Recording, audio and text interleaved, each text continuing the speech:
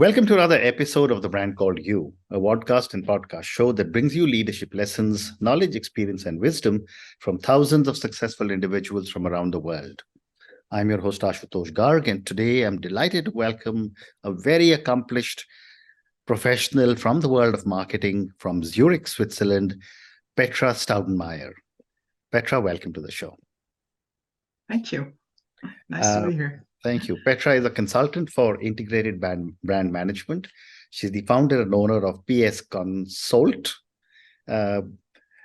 She's helping brands and businesses to define their distinctiveness and their strategy, and was a member of Choba Choba in Bern, Switzerland. So, Petra, before we start talking about branding and marketing, tell me a little bit about your own journey. Yeah, very happy to do that. I am German by origin, and I am now living in Switzerland, so I have both nationalities, and this is already very much talking to my journey, because I've always been interested by different cultures and different countries and different people, and very curious to get to know people and to get to know and understand their motivations. So after school, I studied business administration, but I didn't just do that in one place. I went to do two different places, started doing it in France and in Germany. Mm-hmm.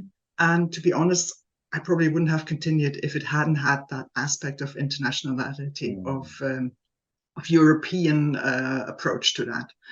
So at that time, when people asked me where I came from, I always said, well, I'm European. Mm-hmm. So I've never understood the concept of nationalities, really, because I think people are people and they have different character traits. But on top of that, they seem to have passports and nationalities. So after my studies, I joined Unilever, did a classic curriculum, was there for 10 years. And then I said, okay, I finally want to work internationally. Mm-hmm. And I joined a chocolate company that gave me the opportunity to work for almost 20 years in their global marketing department. Mm-hmm. And help them develop the brand. And after that, then I wanted to do more things, obviously, as many of us do, and explored other companies and other cultures and other jobs. Mm. And then finally, about 2 years ago, I came to the point where many people seem to have seen me before, but I wasn't ready for that before. I think now I'm ready, and I'm able to share my experience and to really bring that to brands and to people who are brands themselves, not only brands that we do artificially, that we create, but also to people that are entrepreneurs and that obviously are brands and become brands over time, and to help them positioning themselves and position their brands, and so give them a longer life or a better life. Well said. And so let's start talking about ConSOULT, but ConSOULT with the SOUL, a soul. Yes, it's not a mistake. It's done on purpose. Absolutely, I understand. And I think it's a great way to represent your brand. Let me start by asking you, Petra, how do you define brand distinctiveness, and why is it important? Well, I would say brand distinctiveness is what a brand is about. If a brand is not distinctive, it's not a brand. Mm-hmm. But at the same time, it's like a human being. We are distinct human beings. I'm different from you and you're different from me. So we are distinct personalities and distinct characters, or if you will, distinct brands. So distinction is everything. And in a world where there is so many opportunities of things and services and offers that you can buy or that you can get interested in, you just simply need to be distinct as the person who offers these things. Otherwise, how should people choose? So it's helping people choose what they really want. And in doing that in an authentic and an honest way, you give people a good base to choose. Great response. That's why I think it is important. And it's important for doing business and staying in business, let's face it. Thank you. And what, in your view, and you've worked with some of the biggest brands and with some of the biggest companies, what in your view are some of the key components of an effective brand strategy? Well, it's obviously the foundation. So the positioning, that's what I help people with most of the time, where I consider myself being really good at and an expert from my experience. And then from there on, you define a goal. You say what you want and what you want to achieve. And then you need a strategy in order to get there. So you take the components of your brand positioning and you select from there what you need in order to achieve your goal. And that become the most important elements of your brand strategy. And they can change depending to your goal. Goals can change. Objectives can vary year after year or even in shorter periods. But what stays the same is your foundation, your positioning, or your brand soul, if you will, the essence of what you do. Well said. And from there on, you then always define what you need. You Right. can pick and choose if you want. Amazing. Well said. And what, in your opinion, are some of the common mistakes a lot of businesses and brands make when they're trying to establish their brand distinctiveness? I think the biggest mistake is putting brand over positioning or making brand more important than positioning. There is a sequence in time to do that. I mean, have you ever built a house? Have you built a house without building the foundation? It will collapse sooner or later. I mean, also a house with a foundation can collapse if there is an earthquake or whatever. So there are always other elements as well. But if you want to have a stable house, you better think about your foundation first. Right. And then you build it on this foundation.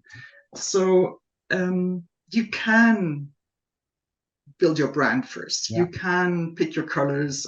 You can have your logo. But as soon as you want to brief people, agencies or other experts in doing so, they will ask you, so what do you want to express? And then you better have a positioning, because then you're able to really explain to them what you want and what this should be about. So I think that's one of the biggest mistakes. The other one is impatience, wanting to do everything now and everything yesterday. There is one thing that I learned at business school. There are not many things that are left in my brain, but one sentence is left from the marketing professor. And he always said, consumers learn slowly and they forget slowly. So give your brand time in order to come to people's minds and to make them aware of it and to become part of their life. Right. And I think there is a second component to that. There is obviously, this is still true. These consumers or customers learn slowly and they forget slowly. But nowadays, there is another component.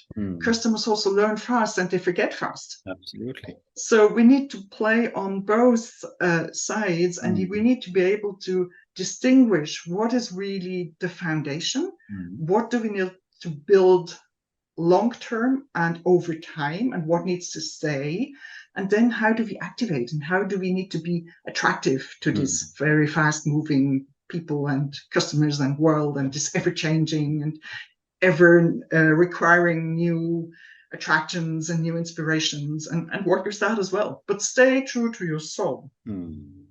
I always compare brands to people. And people change over time. I mean, I don't wear anymore what I have worn 10 years ago. I don't look the same anymore. Brands don't either. But the soul, I hope that my character, my soul is still the same. It has may have been changed, or things been added to that.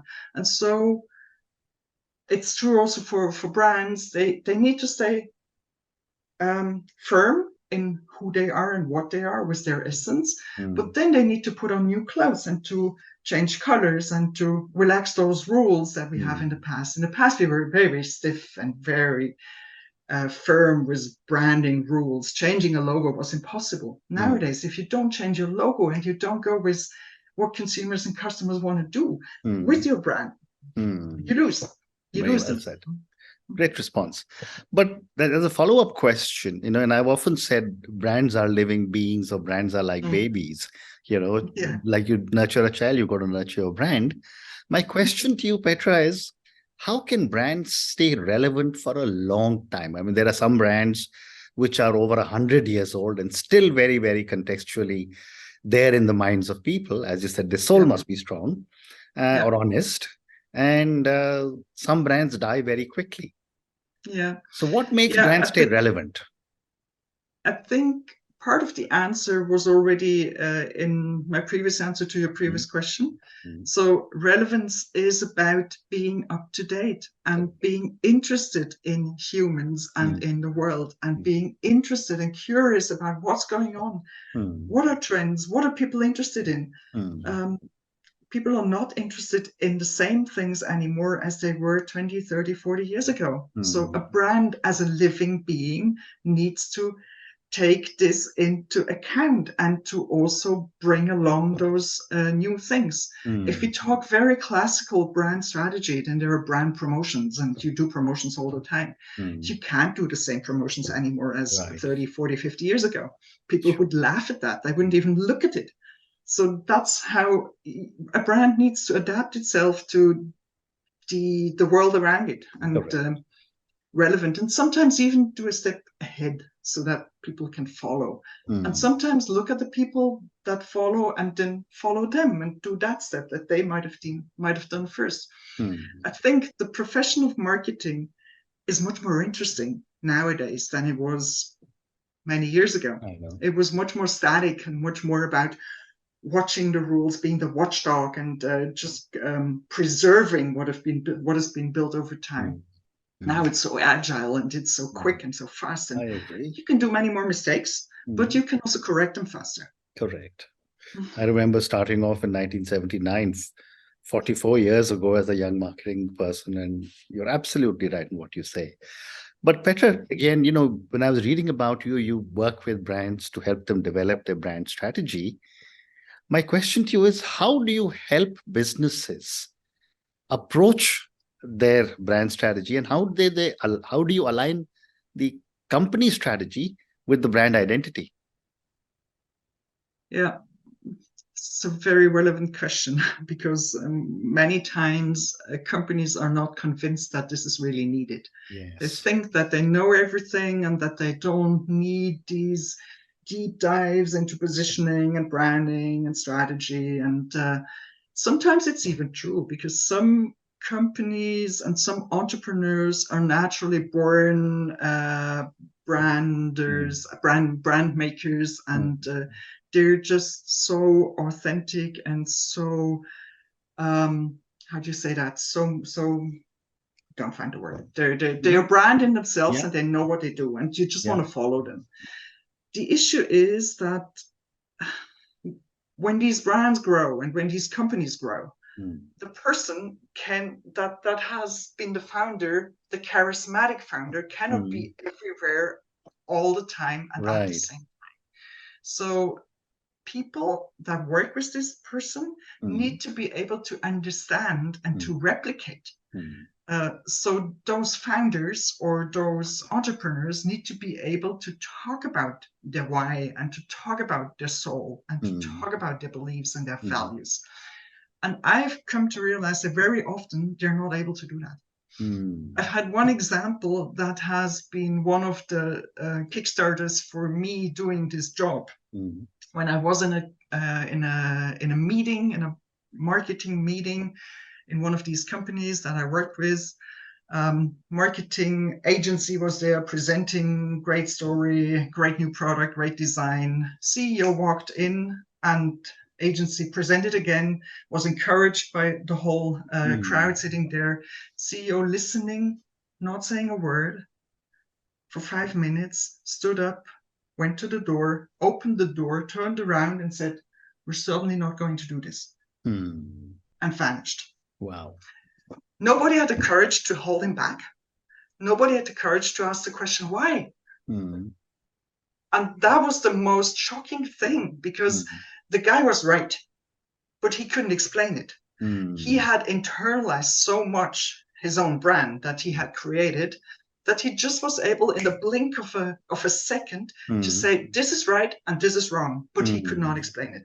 So what I'm trying to do is to bring companies to this level where this intuitive knowledge of the founder or of the other people that are around and that have this intuitive knowledge because they've worked with the guy and they share the same beliefs and values and history and experiences, to sort of democratize that. Because brand experience and brand knowledge is not a monopolistic thing. If you want to make a brand work, you need to just democratize that knowledge about your brand, and you need to be able to explain that every day. So what I'm working with the people on is give them this sort of transparency. And it's often very hard to extract that from the founders and from the entrepreneurs and put that into words that they would agree with and that then can be shared. And then the whole secret is spreading this and making people aware and really make them learn this by heart and internalize it. So if you wake them up at night, they need to be able to repeat the brand soul and the benefit and the reason to believe and the character statement of their brand. Otherwise, they will not be able to work with that in a convincing way. Great response. Did I answer your question? I thought I got Absolutely. distracted. No, great response. Thank you. My next question is that, with so much experience, Petra, what are some of the emerging trends you are seeing when it comes to branding and business strategy? And how is technology changing branding? Well, I think I don't talk about digitalization. This is obvious, and you've probably talked with this about so many other people that are more into that. But this is the key underlying trend of today. Everything's digital, everything goes digital, everything is faster, everything is more available, and everybody considers him or herself an expert. Absolutely. Much faster than in the past. Yes. So very often my work and branding itself is considered maybe not openly, but somehow unnecessary, somehow old-fashioned, somehow superfluous.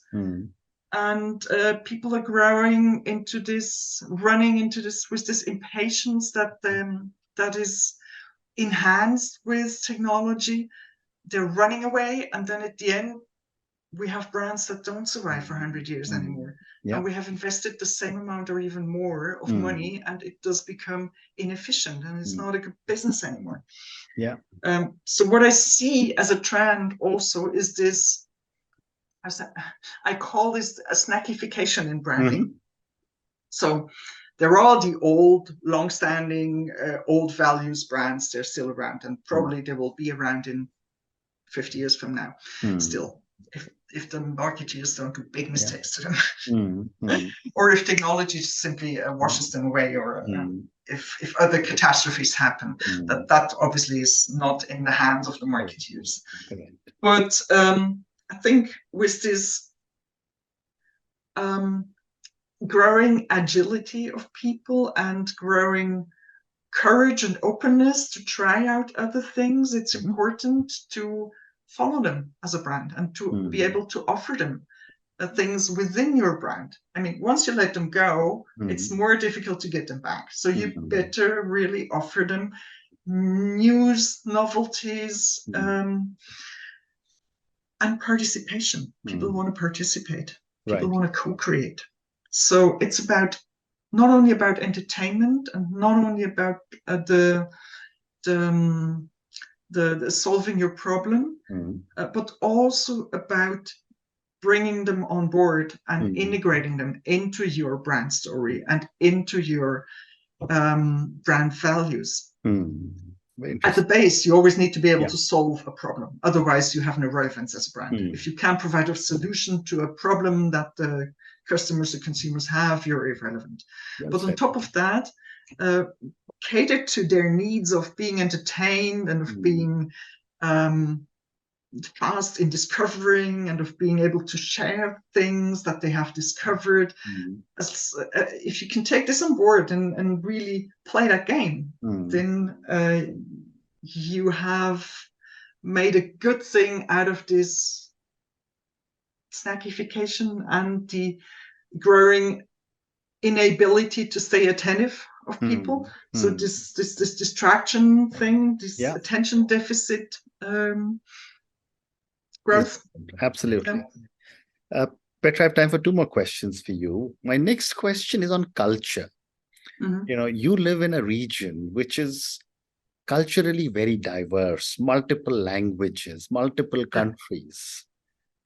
What are some of the factors that you need to keep in mind when you are building brands across cultures? It's very important and really crucial.